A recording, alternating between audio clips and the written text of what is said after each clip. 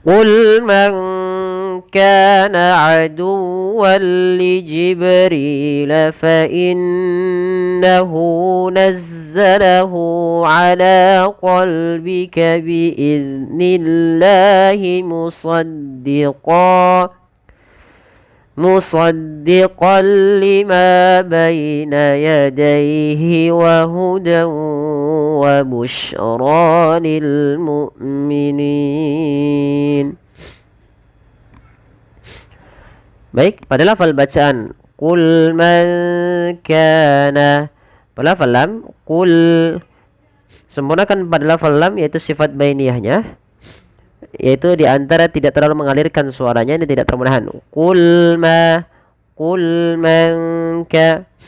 Kemudian pada lafal nun mati bertemu kaf, di sini samarkan suara nunnya kepada huruf kaf, karena di sini ada bacaan ikhfa hakiki, yaitu cara membacanya adalah menyamarkan suara nunnya kepada huruf kaf, maka langsung kepada makhraj daripada huruf kaf dan ditahan 2 harokat.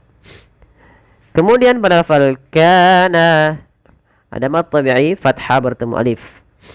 Aduwwal li Jibril, pada lafal wal li Jibril di sini ada fathatain atau kita namakan dengan tanwin, yang dimana tanwin itu pada dasarnya adalah bunyi suara nun sukun, nun mati.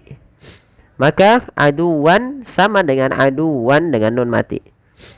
Maka ketika ada tanwin bertemu dengan lam, maka tanwinnya masuk kepada huruf lam dan kita baca dengan bacaan idgham bila gunnah atau idgham biduni gunnah. Idgham tanpa disertai dengan gunnah. Nah, di sini idgham bila gunnah itu tidak boleh ada penahanan, tidak boleh aduwwal li Jibril, tapi langsung saja aduwwal li Jibrilah.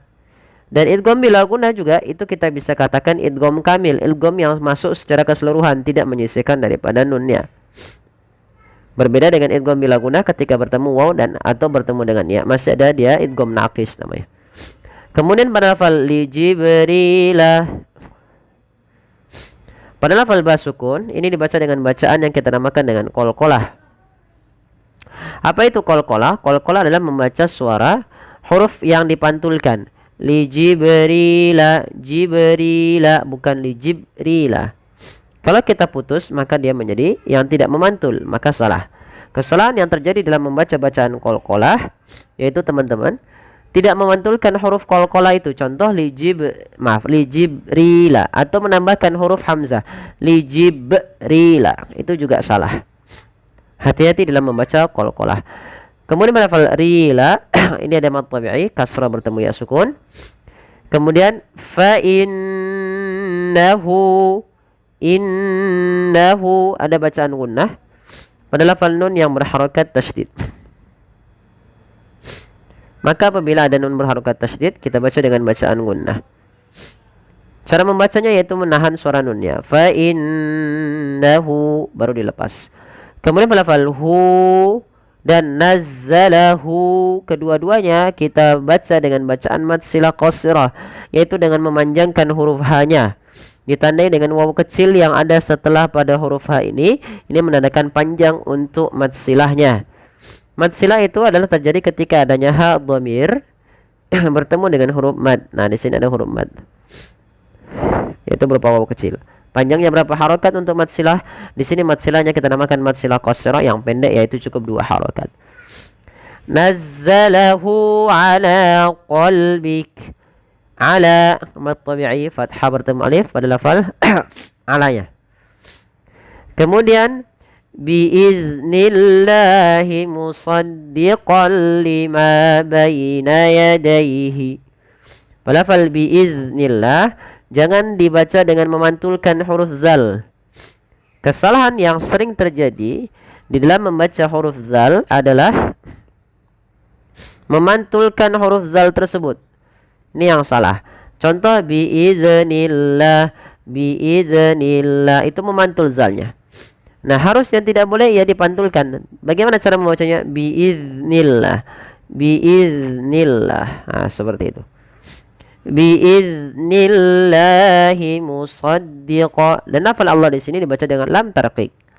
Bukan dibaca dengan nillah, tapi nillah. Kenapa? Karena Allahnya didahului dengan huruf kasrah. Kemudian berlafal musaddiqan lima. Musaddiqan lima. Qal lima ada tanwin lagi atau fathatain bertemu dengan lam sebagaimana aduwwal li Jibril. Maka cara membacanya sama, yaitu dengan bacaan idgham bila gunnah.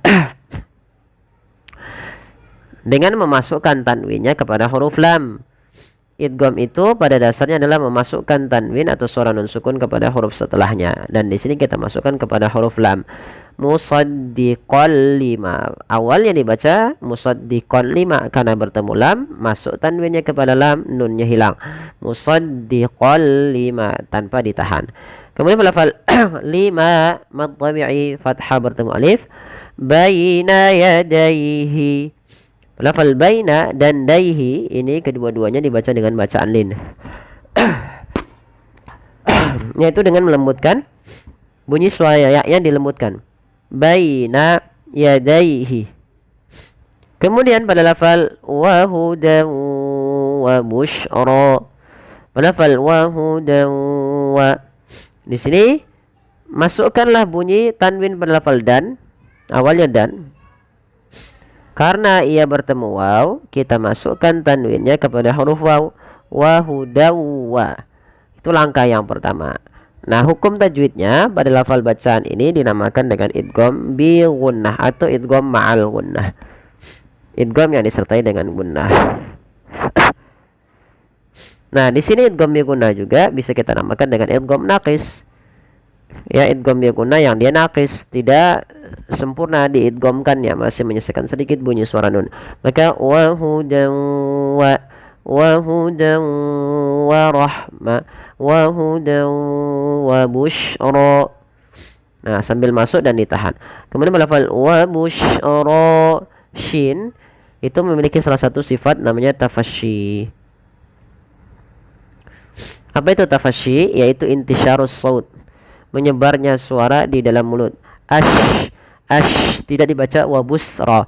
Jangan dibaca dengan sin mengalirkan nafasnya, tidak. Karena shin itu ya fahassahu syakhsun sakat. Memang ada sifat hamasnya, tapi yang lebih kita tonjolkan adalah sifat tafasyinya, intisyarus sautnya.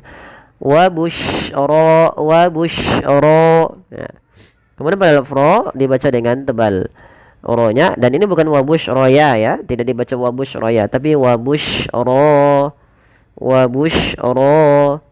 lil mu'minin. Hamzah tidak boleh diseret, dan dia harus dijelaskan suara bunyinya, penahanan daripada suaranya dan penahanan dari nafasnya.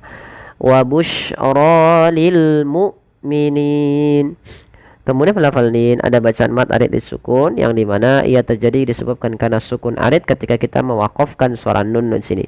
Awalnya mu'minina, karena kita wakafkan nunnya menjadi sukun arid. Sebelumnya ada huruf mat, maka dibaca dengan mat arid sukun, boleh 2 harokat, boleh 4 harokat, boleh pula 6 harokat. Tapi kita mengambil yang tengah-tengah, yaitu yang 4 harokat, tidak terlalu panjang dan tidak terlalu pendek. Baik, kita coba ulang sekali lagi. Qul man kana aduwwan li Jibril fa innahu nazzalahu ala qalbik فإنه نزله على قلبك بإذن الله مصدقا لما بين